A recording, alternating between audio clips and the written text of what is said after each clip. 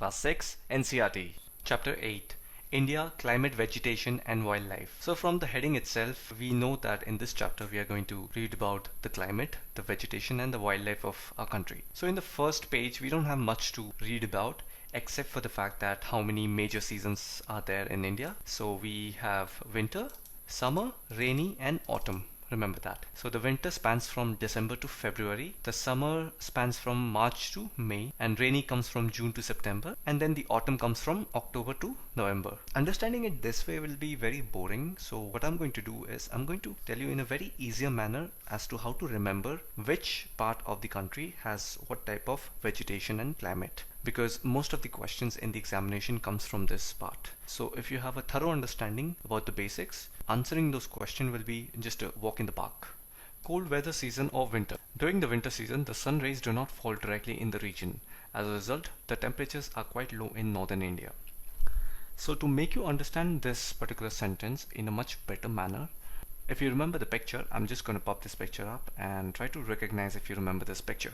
So the reason behind winter is in this picture. Have a look at this picture. Clearly you can see that during winter our earth is in such a position that it is slightly tilted upwards from directly from the sun rays. As a result, the sun rays do not fall on the equator and it falls on the southern hemisphere, which is below the equator. Hence the northern hemisphere, because India lies above the equator, so it will witness winter. It will not face the sun rays directly. Hence winter is there in our country during that time. So that is the reason behind that. And the same can be guessed about the summer. So if you look at the summer side of our earth, the northern hemisphere is tilted towards the sun rays. Hence above the equator direct sunlight will fall and we have summer, and below the equator, that is the southern hemisphere, doesn't have sun rays directly and it will be a bit cold over there.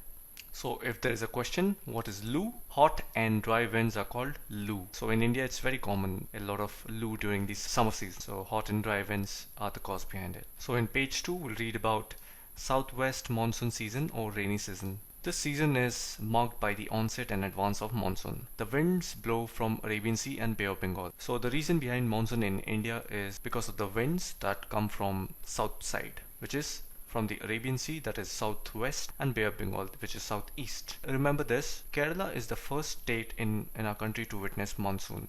So if it has started witnessing rain, then we all are rest assured that there's rain going to come in the next few days. So it's a very cool phenomena. What happens is, these winds, when they come from Arabian Sea and Bay of Bengal, they carry a lot of moisture because it's all over the ocean, so it will carry a lot of moisture. Wind come from low pressure area to high pressure area. So oceans have low pressure. As a result, they move towards the landmass, and when they come towards the landmass, we have Western Ghats and Eastern Ghats. They have this huge chain of mountains. So when these winds strike the mountain barriers, rainfall occurs. And moisture is nothing but the amount of water vapor present in the air. So these water particles, when they get hit with mountains with solid mass, they break. These molecules break, and hence rainfall occurs. It's as simple as that. So after the rainy season comes the autumn. Autumn is nothing but going off monsoon, when monsoon leaves. So winds move back from the mainland to the Bay of Bengal. This is the season of retreating monsoon. The southern part of India, particularly Tamil Nadu and Andhra Pradesh, receive rainfall in this season. So these states are the only states which receive rainfall while going, and rest other while coming. The climate of India has broadly been described as monsoon type. Monsoon is taken from the Arabic word mawsam, which means season. Due to India's location in the tropical region, most of the rain is brought by monsoon wind. So what do you mean by tropical region? Tropical region are those places that fall in between Tropic of Cancer and Tropic of Capricorn. Remember that. Coming to page 3, the climate of a place is affected by its location, altitude, distance from the sea and relief. So these are the 4 reasons which determine a climate of a place. And that is also the reason behind regional differences in the climate of India. For example, Jaisalmer and Bikaner, both of them are in Rajasthan, they are very hot, while Dras and Kargil in Jammu and Kashmir, they are freezing cold. And then we have coastal places like Mumbai and Kolkata, they experience moderate climate. They are not hot nor they are cold, but they are very humid because of the moisture, humidity, as they are close to the oceans and sea. So this is a general knowledge question. Which state receives the highest rainfall? Meghalaya. So coming to the next topic, natural vegetation. What do you mean by vegetation? Plants are collectively known as vegetation. So whenever vegetation comes, think about the green plants. So here they have nicely defined the term natural vegetation as the grasses, shrubs and trees which grow on their own without interference or help from human being are called natural vegetation. So there are vast forests around the world which are not taken care by human being. This huge forest, they grow on their own, right? So that is what is natural vegetation. So we're not talking about all those small gardens that we grow near our house because they are made by us, right? We plant them, we put seeds in, etc. But we are talking about much larger forests around the world which grow on its own every year. That is called the natural vegetation. So different types of natural vegetation are dependent on different climatic conditions, which are true, right?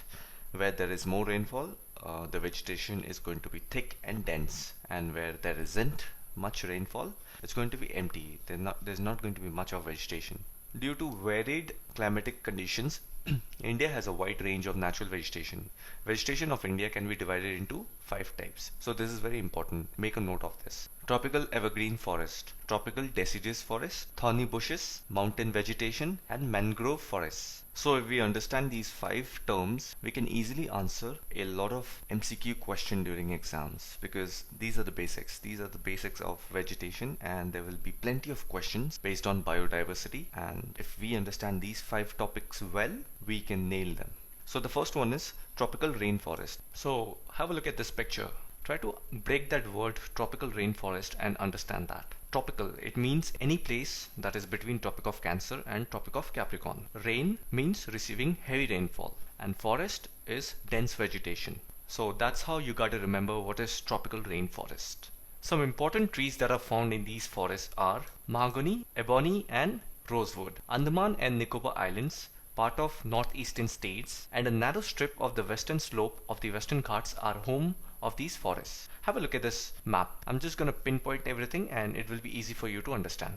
Coming to the next type of forest, it's tropical deciduous forest. Again, let's try to break it down and understand. So if we have to understand only the meaning of deciduous, because tropical and forest, we know the meaning of it from the previous slide.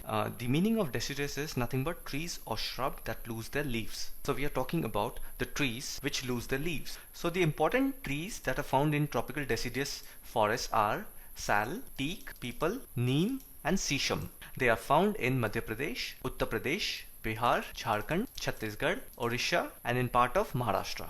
The next type of vegetation is thorny bushes. This type of vegetation is found in dry areas of the country. Dry areas. The leaves are in the form of spines to reduce the loss of water. Cactus, khair, babul, kikar are important and are found in the states of Rajasthan, Punjab, Haryana, eastern slopes of Western Ghats and Gujarat. What I'm going to do is I'm going to pinpoint everything of it on a map. I'm going to put a link of that page where the maps are going to be available that I put on this video, and you can go ahead and download it and take a printout and keep it handy for learning purpose. The next type of vegetation is the mountain vegetation. By the name it is pretty evident that the type of plants or shrubs or trees live in mountain. We are talking about that kind of vegetation. A wide range of species is found in the mountains according to the variation in height. With increase in height, the temperature falls. At a height between 1500 and 2500 meters, most of the trees are conical in shape. Have a look at this picture. You will understand what kind of conical shape we are talking about. These trees are called coniferous trees. So conical in shape and coniferous. You can see the resemblance. Coni and coni. So conical, which is in the shape of cone.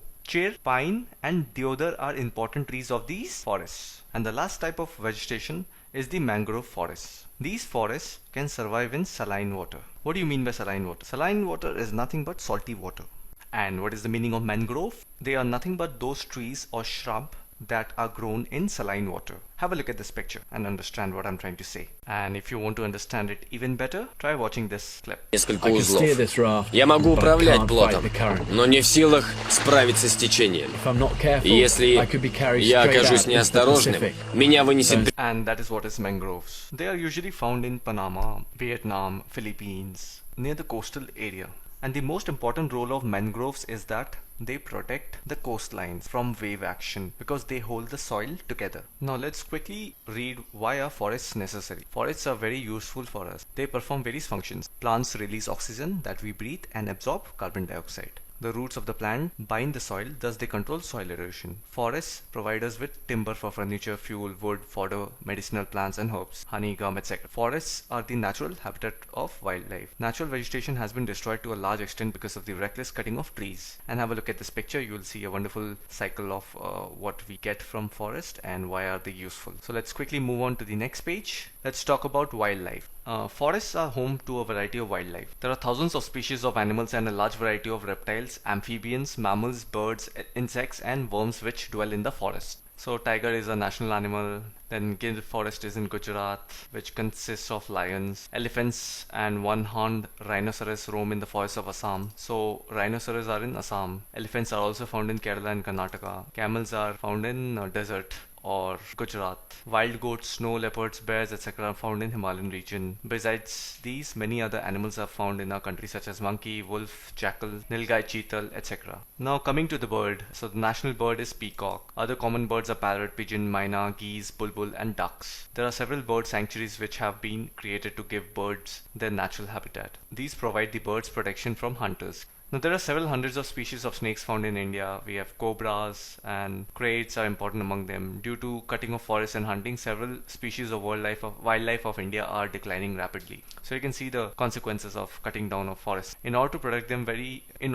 them, many national parks, sanctuaries and biosphere reserves have been set up. The government has also started Project Tiger and Project Element. So they are basically talking about all the projects that have been started, but nothing in depth. I think class 6 is too early to read about all the initiatives about government, etc. So as we read more and more about geography, we'll go in depth of these initiatives and government plans. So with this, we have come to an end of the final chapter of Geography Class 6 NCERT.